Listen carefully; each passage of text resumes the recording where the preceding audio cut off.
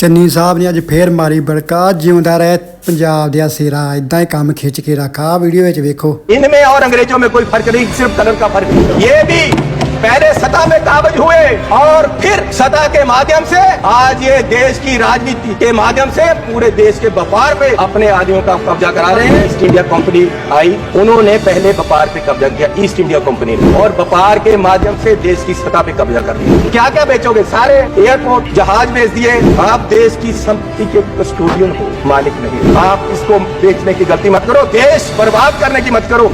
आप अपने आप को स्टेट्समैन बोलते हो, आप अपने आप को देश के बहुत बड़े खैर ख्वाह बोलते हो और देश को बेच रहे हो। ये लोग समझ ले कि ये मूर्ति पीछे कर सकते हैं अम्बेडकर साहब की, उनकी सोच पीछे नहीं कर सकते। ये उनकी सोच को मार नहीं सकते और उनको संविधान जो उन्होंने दिया है उसको बदल नहीं सकते। लोगों ने बता दिया इनको कि आप संविधान नहीं बदल सकते, पूरी मेजॉरिटी नहीं दी, इसीलिए इनको। बिट्टू जी, आपके पिताजी शहीद हुए थे, लेकिन मैं आपको कहता हूँ उस दिन नहीं मरे थे। वो उस दिन मरे जिस दिन आपने कांग्रेस को छोड़ दिया। मेरे दादाजी सरदार बेअंत सिंह जी, उन्होंने कुर्बानी देश के लिए दी, कांग्रेस के लिए नहीं दी, देश के लिए दी। और ये इस चन्नी की बैठो। ये अपनी जायदाद पूछे इनको, ये आप गरीबी की बात कर रहे हैं। अगर सारे पंजाब से सबसे अमीर आदमी ये ना हो और सबसे करप्ट ना हो, मैं अपना नाम बदल दूंगा।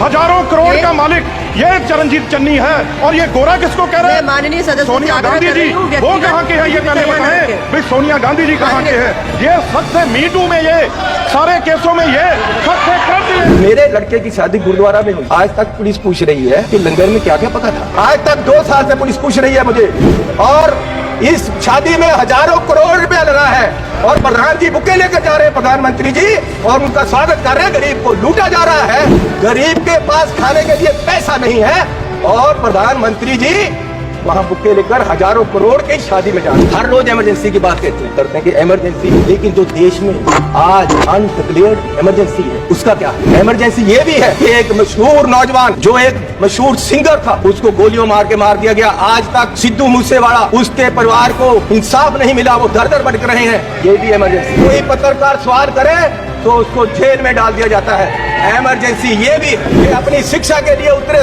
छात्रों को देशद्रोही बताया गया। इमरजेंसी ये भी। किस इमरजेंसी की बात कर रहे हैं? 20 लाख लोगों द्वारा पंजाब में मेंबर पार्लियामेंट चुना गया और वो एनएस से लगाकर अंदर रखा हुआ है। फ्रीडम ऑफ स्पीच, उसकी कंस्टिट्यूएंसी के लोगों की बात यहाँ नहीं रख पा रहे।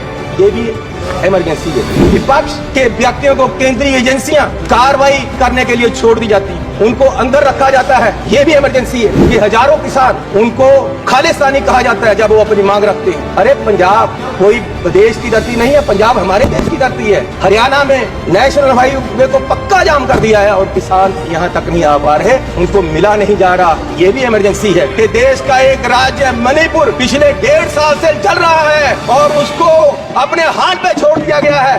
इमरजेंसी ये भी है। हाथरस यूपी में एक दलित लड़की को आधी रात में जबरन अंतिम संस्कार किया गया। इमरजेंसी ये भी है कि मध्य प्रदेश में दलित व्यक्ति को के सिर पर, मुंह पर पेशाब कर दिया गया।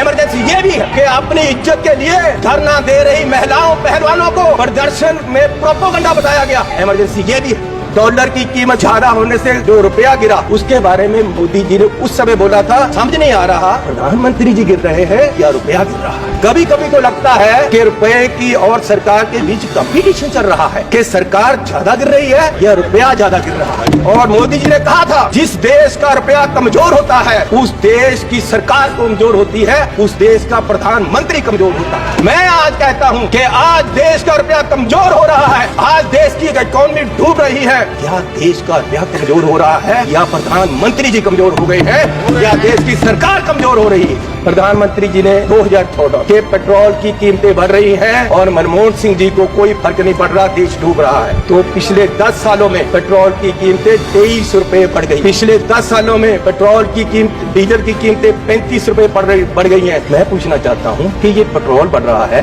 या आपकी कंपनियों की, आपके आदमियों की आमदन बढ़ रही है? क्या बढ़ा रहे हो? किसको दे रहे हो देश का पैसा? कहाँ जा रहा है पैसा? गरीब लूटा जा रहा है। आप गाड़ी फुल कराने जाओ, 50 लीटर तेल डलवाओ, 2000 रुपया सरकार को चला जाता, 4 रुपए प्रति किलोमीटर हर व्यक्ति देश का गरीब सरकार को देता है चलने का। 1 किलोमीटर चलो 4 रुपए सरकार को गए, और सरकार 14 लाख करोड़ के घाटे में बैठी है। और फिर ये कहते हैं जी बजट में बहुत कुछ मिला। मैं एक एयरपोर्ट पे गया माननीय चेयरमैन जी, तो मुझे एक आदमी आया, उसने गुलदस्ता दिया, मेरा स्वागत किया, अभिनंदन है आपका। मैंने कहा भैया आप कौन हो, मेरा अभिनंदन क्यों कर रहे? बोले जी हम अडानी जी की तरफ से आपका स्वागत कर रहे हैं। मैंने कहा भैया आप मेरा स्वागत क्यों कर रहे हो? बोले जी अब ये एयरपोर्ट हमारा है, अब हमें इसके मालिक है, 50 साल के लिए हमने ले लिया। तो मैंने कहा यार चलो ठीक है आपने ले लिया, तो आपका धन्यवाद। मैं जहाज में चला गया, जहाज में गया, वहां फिर मुझे बुक्के मिला, वो कहते जी आपका स्वागत है हम कंपनी की तरफ से कर रहे हैं। मैंने कहा यार इंडियन एयरलाइन का जहाज है, आप क्या कर रहे हो, आप कौन हो? बोले जी ये जहाज अब हमारी कंपनी का है, ये मोदी जी ने हमें बेच दिया है। तो मैं पूछना चाहता हूँ क्या क्या बेचोगे, कितना बेचोगे देश को? मैं 7 एयरपोर्ट पे गया, मैं 7 एयरपोर्ट पे गया, जिनमें लखनऊ, अहमदाबाद, बेंगलुरु, जयपुर, गुवाहाटी, त्रिवेंद्रम, मुंबई के 7 एयरपोर्ट अडानी जी की है।